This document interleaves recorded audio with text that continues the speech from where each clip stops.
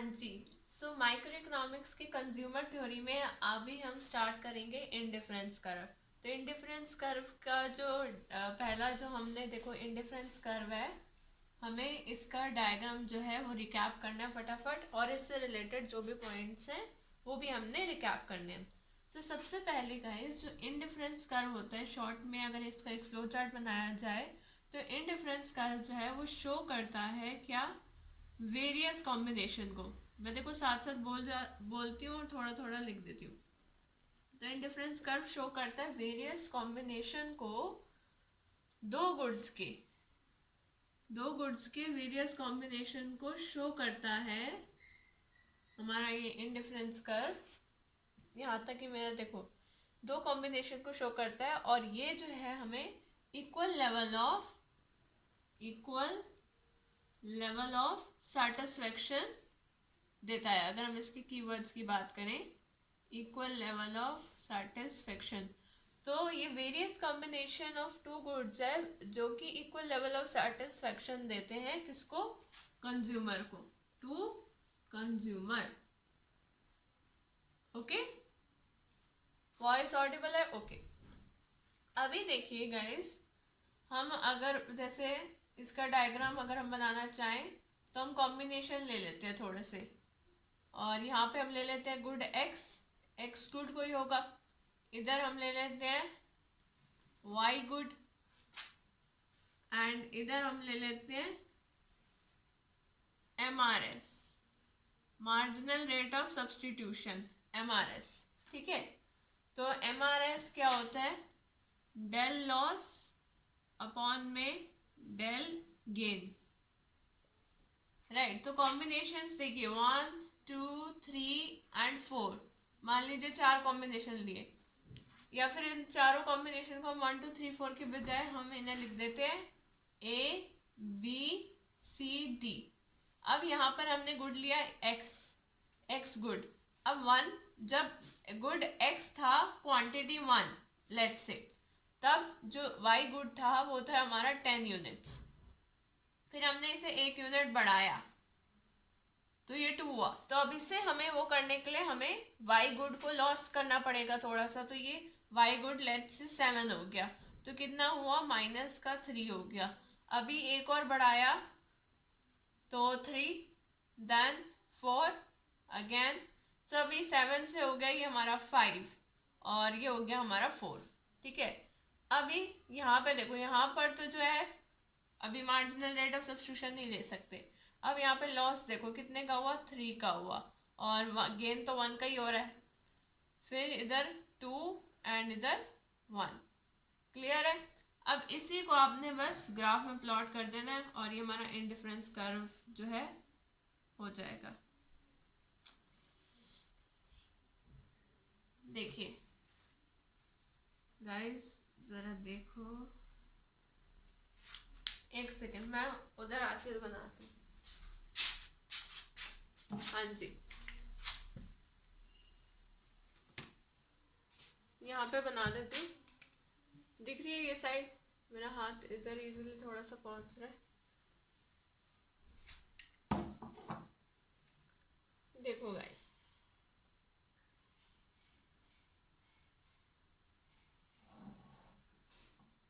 ये है हमारा वाई गुड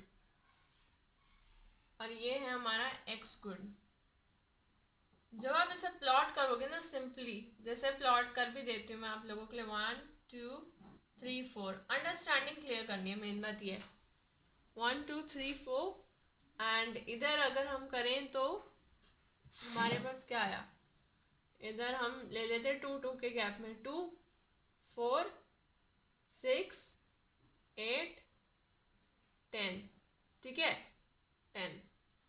तो जब 1 था, जब 1 था गुड एक्स, तब ये 10 था। ठीक है, फिर जब ये 2 था तो ये हुआ 7 हमारा यहाँ पड़ जाएगा। देखो ये कॉम्बिनेशन ए, ये कॉम्बिनेशन बी। देन जब 3 हुआ तब ये हुआ 5 ये हमारा यहाँ कहीं, ओह नो, यहाँ क्यों पड़ेगा, ये 3 था तब ये हमारा 5 इधर जाके गई। एंड जब ये 4 था तब ये हुआ 1 इधर D। तो अब आप इसे ना ज्वाइन करोगे,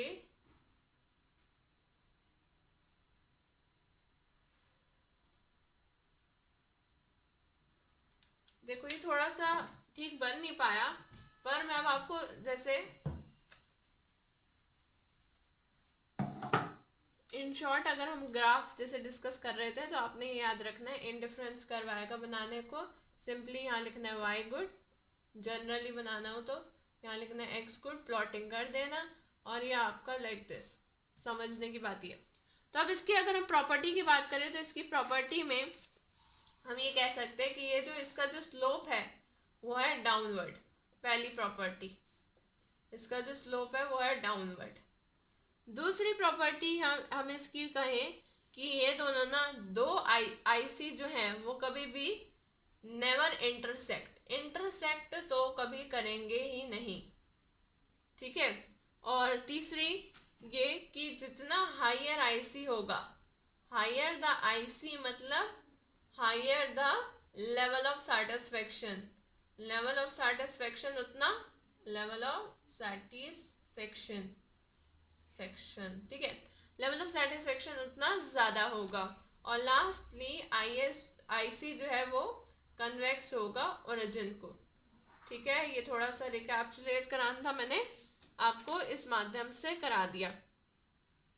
और मैं आपको एक आध बात कहना चाहूंगी जो कि मैं आपको बता देती हूँ थोड़ा, देखो जिससे आपका डायग्राम के साथ बाकी बातें भी रिवाइज हो जाए। तो ये तो थी इसकी प्रॉपर्टीज जो आपको रिकैप करनी है, ठीक है। डिटेल में आंसर कैसे लिखना है वो वीडियो में डाल चुकी हूँ। अभी इसकी अजम्पशंस की बात करें, यहाँ लिख देती हूँ अब अजम्पशंस, इजीली यहाँ लिखा जा रहा है। देखो अब इसमें क्या अजम्पशंस ली जाती है बेसिकली, कि पहली बात तो ये दो कमोडिटीज के लिए है। दूसरी बात ये मोनोटिक प्रेफरेंस जो है इसमें अज्यूम करा जाता है कि मोनोटिक प्रेफरेंस क्या है। तीसरी ऑर्डिनल यूटिलिटी, ऑर्डिनल यूटिलिटी। चौथी बात law of diminishing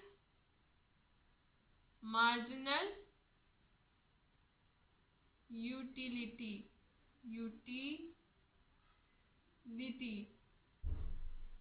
and rational consumer, ये जो है ये कुछ इसकी अजम्पशंस हैं, ठीक है। अच्छा, और मैं आपको बताना चाहूंगी कि जैसे ये एक्स वाई गुड है और इसमें मार्जिनल रेट ऑफ जो सब्स्टिट्यूशन है ना वो क्या है, एमआरएस जो है वो स्लोप है आईसी का, स्लोप है इंडिफरेंस कर्व का, ठीक है। एक ये बात भी आपको ध्यान रखनी है। आई होप क्लियर हो गई ये समझ में आ गया होगा यहाँ तक। फिर हम नेक्स्ट चलते हैं। तो ये फर्स्ट मैंने आपको यही क्लियर करना था इसके मतलब फर्स्ट जो हमने टॉपिक लिखा था इंडिफरेंस कर्व उसके माध्यम से। Okay guys, thank you so much. So IC curve for perfect substitutes and perfect complements. तो अब इंडिफरेंस कर्व की हम बात करेंगे परफेक्ट सब्स्टिट्यूट्स के लिए, परफेक्ट कॉम्प्लीमेंट्स के लिए। एक सेकेंड, कॉम्प्लीमेंट्स, हाँ अभी ठीक है। तो देखो परफेक्ट सब्स्टिट्यूट्स, सबसे पहले तो परफेक्ट सब्स्टिट्यूट्स क्या होते हैं शॉर्ट में हम बात करते हैं। तो परफेक्टली सब्स्टिट्यूट गुड्स, सबसे पहले तो सब्स्टिट्यूट गुड्स वो होते हैं which can be substituted, short में बोलूँ तो लिखूँ तो which can be substituted to satisfy to some human want, satisfy to some human want and किसी एक मतलब सेटिस्फाई करना ऐसा गुड जो सेटिस्फाई करे ह्यूमन वांट को, और जो लेवल ऑफ सेटिस्फेक्शन है, जो लेवल ऑफ सेटिस्फेक्शन है वो रहे सेम, लेवल ऑफ सेटिस्फेक्शन जो है वो remain same, level of satisfaction जो है वो सेम रहे। ठीक है, अब अगर इसको मैं डायग्राम के थ्रू समझाया जाए इस बात को, तो देखो इधर जैसे कोई y गुड है हमारा, इधर है कोई हमारा x गुड, ठीक है, तो y गुड है इधर कोई हमारा, इधर है हमारा कोई x गुड। तो देखो अगर मान लो कि जैसे y गुड लेट से 2 पर जो है और x गुड जो है वो 1, तो इनका जो मतलब इंडिफरेंस कर्व बनेगा that will be your straight line. ठीक है, तो ये इंडिफरेंस कर्व नंबर 1 IC1। फिर अगर ये हो गया अभी 4 एंड ये हमारा हो गया 2, तो ये हुआ हमारा IC2। Then if it becomes 6 and it becomes 3, तो ये हमारा बना IC3। ठीक है, फॉर एग्जाम्पल में हम ले लेते हैं निकल एंड डायम्स। ओके, तो अभी यहाँ पे क्या पता चल रहा है कि जो हमारा मार्जिनल रेट ऑफ सब्स्टिट्यूशन है वो सेम है। मतलब अगर ये 2 इंक्रीज हुआ, मार्जिनल रेट ऑफ, देखो जो सब्स्टिट्यूशन है वो बताया था ना आपको क्या होता है कि भाई जितना लॉस हुआ अपॉन में कितना गेन हुआ, तो अब यहाँ पर गेन भी बराबर हो रहा है। देखो पहले इंडिफरेंस कर्व में भी गेन भी बराबर है, लॉस भी बराबर है। मतलब ये जो y गुड है, ये जो हमारा अगर इधर लिखो y गुड है और इधर हमारा लिख लें अगर x गुड, तो देखो y गुड अगर हमारा 2 था 4 हुआ, 2 इंक्रीज हुआ है ना, और ये हमारा 1 था, ये हमारा 2, तो नेक्स्ट बारी पे भी ये 2 ही इंक्रीज हुआ और यहाँ पर भी हमारा ये 3। मतलब ये चीज सेम नहीं, मतलब जो मार्जिनल रेट ऑफ सब्स्टिट्यूशन है ना वो कांस्टेंट रहा, वो इस हिसाब से कांस्टेंट रहा क्योंकि देखो डेल लॉस कितना हुआ, लॉस कितना होगा और गेन जो होगा वो बराबर रहेगा। और इन शॉर्ट या तो ये होता है या फिर ये कह लो कि जो डेल y1 है स्लोप है ना इसका, और अपॉन में डेल x1 है is equals to del y2 upon में डेल x2। मतलब डेल y1 हुआ 2 और ये हुआ 1, तो नेक्स्ट में भी 2 आएगा और 1 ही आएगा। तो ये हमारा आपका मार्जिनल रेट ऑफ जो सब्स्टिट्यूशन है वो कांस्टेंट है। और जो स्ट्रेट लाइन है उससे भी ये पता चलता है कि जो ये एक्सेप्शन है, वैसे तो हमारा इंडिफरेंस कर्व होता है डाउनवर्ड स्लोपिंग, ठीक है, पर ये एक्सेप्शन है कि जब जो हमारे गुड्स हैं वो परफेक्टली सब्स्टिट्यूट होते हैं तब इनका जो ये देखो इंडिफरेंस कर्व है उसका जो स्लोप है वो रहता है constant, marginal rate of substitution रहता है कांस्टेंट और स्ट्रेट लाइन में भी स्लोप होता है कांस्टेंट। तो आई होप परफेक्टली सब्स्टिट्यूट का तो समझ में आ गया होगा। बात कर लेती हूँ मैं परफेक्टली कॉम्प्लीमेंट्स की। ठीक है, तो जरा उधर आ जाते हैं। देखो जी, मैं इधर बात करती हूँ परफेक्टली कॉम्प्लीमेंट्स की।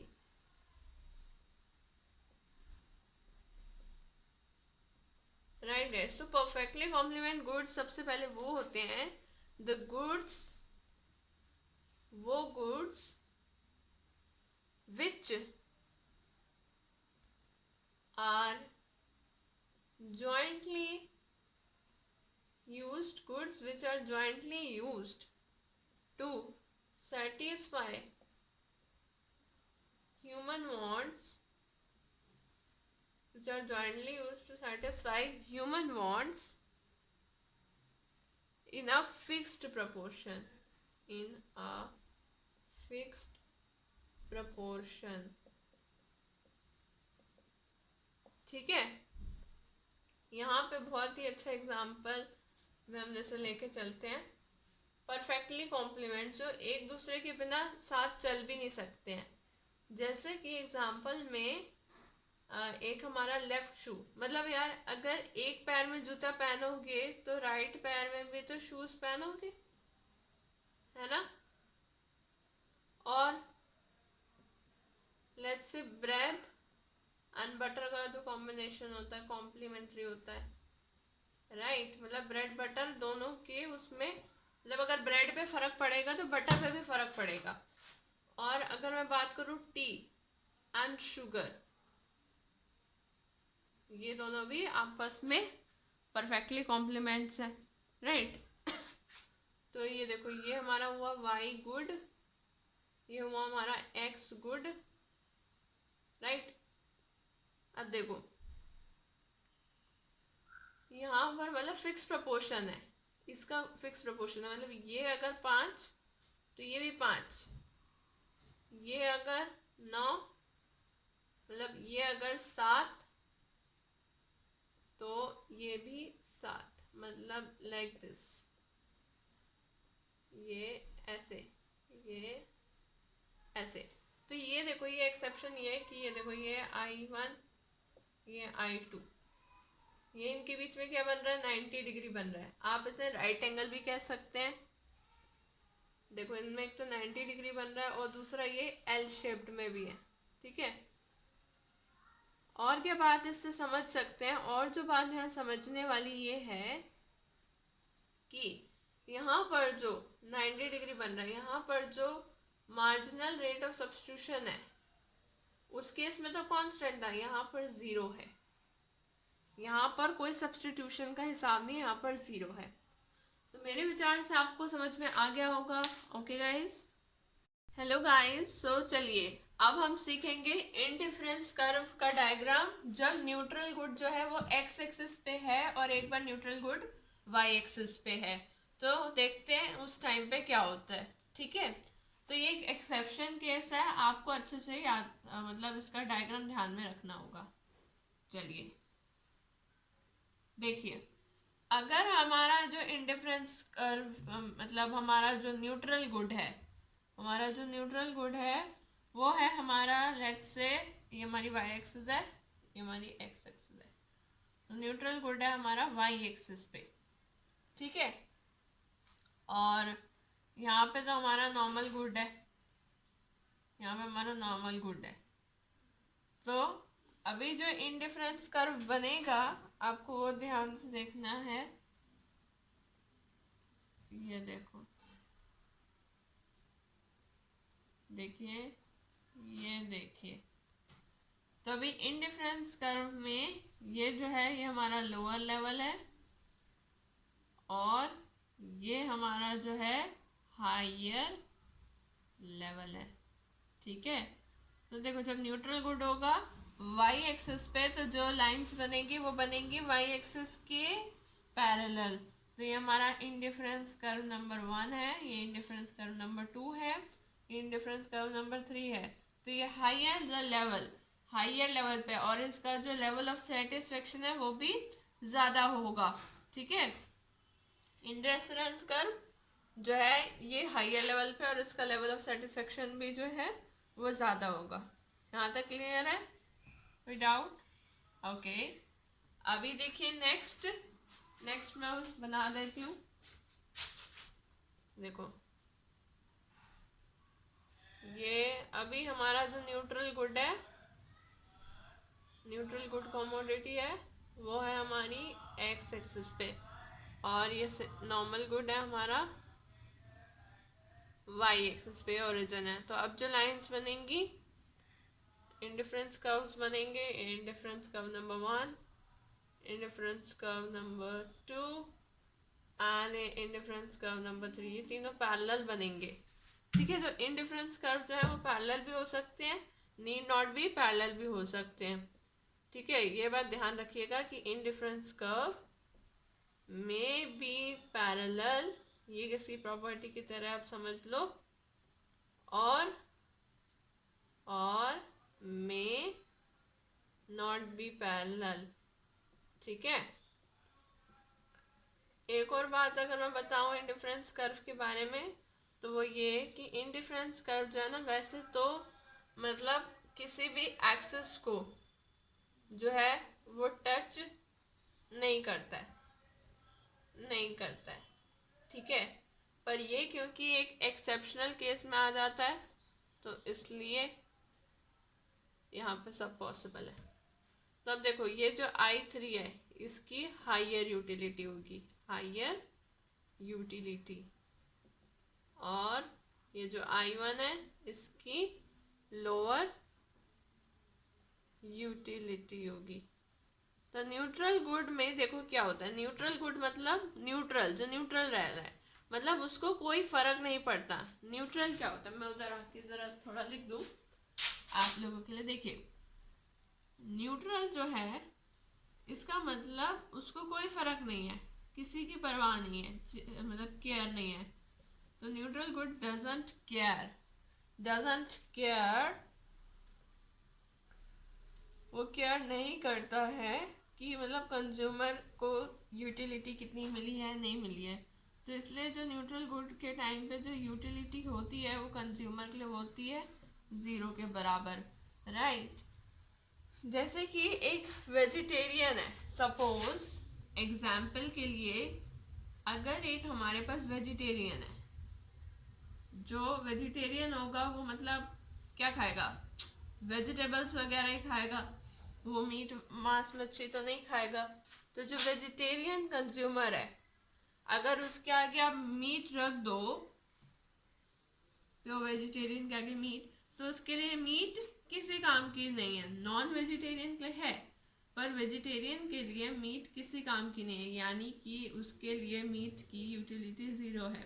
बिकॉज उसे नहीं फ़र्क पड़ रहा कि मीट है या नहीं है, बिकॉज उसने तो ईटिंग सिर्फ वेजिटेबल्स की करनी है, बिकॉज ही और she is a pure vegetarian, the consumer is a.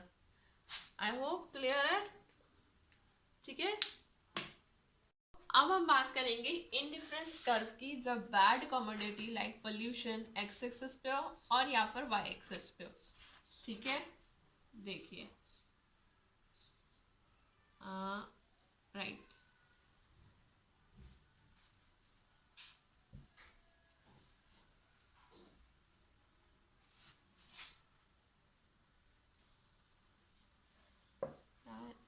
ये ना एक्चुअली अर्थ है मुझे। देखिए ये स्ट्रेट लाइन ही है, ये एक्स एक्सिस आपको पता ही है, समझने में फोकस करिए। और ये वाई एक्सिस कैसे आपने बनाना है। अब लेट्स से हम ले लेते हैं कि इधर पहले ले लेते हैं, चलो इधर है हमारी बैड कमोडिटी, इधर है हमारी गुड कमोडिटी, ठीक है। Bad commodity like pollution, good commodity like for example clothing, ठीक है। अभी इस केस में इंडिफरेंस कर्व क्या होगा, इस केस में आपका बैड कमोडिटी है, बैड कमोडिटी है ना ये, तो और वो भी वाई एक्सिस पे है। अब ये तो ठहरी गुड कमोडिटी, राइट। तो अब यहाँ पे आप अगर समझने की बात करें, फर्स्ट ऑफ ऑल कॉन्सेप्ट की बात करें, तो एक जो बैड कमोडिटी है वो वो यूटिलिटी देगी, वो यूटिलिटी नहीं दे पाएगी। जो भी यूटिलिटी मिलेगी वो किससे मिलेगी, जो आपकी यूटिलिटी मिलेगी वो आपको मिलेगी एक गुड कमोडिटी से, राइट। तो जो आपका मतलब इंडिफरेंस कर्व होगा वो आपका किस तरह से होगा, देखो इंडिफरेंस कर्व होगा लाइक ऐसे कुछ, दिस विल बी, आपको डायग्राम माइंड में रखना है, ये IC1 जब बैड कमोडिटी है आपकी, फिर आपका लाइक दिस ये हो जाएगा IC2 दूसरा कर्व इंडिफरेंस, एंड ये आपका IC3, ठीक है, समझ रहे। तो IC3 IC2 एंड ये IC1, तो इस प्रकार से हो गया आपका, समझ में आया। और अगर ये कमोडिटी जो है बैड कमोडिटी एक्स एक्सिस पे, तब मैं आपको बताती हूँ कैसे बनेगा। देखिए तब आपका डायग्राम बनेगा लाइक दिस, ये एक्स एक्सिस है, ये है वाई एक्सिस, ओरिजिन, और अब आपकी हमारी है बैड कमोडिटी यहाँ पर, गुड कमोडिटी इधर। तो अब आपका इस केस में कैसे बनेगा? इस केस में आपका it will be, diagram will be like IC1, IC2, difference कर IC3। ठीक है, क्लियर है गाइस? देखो ध्यान से, एक सेकेंड। हाँ जी, देखिए, होप क्लियर होगा आपको। Okay, thank you so much.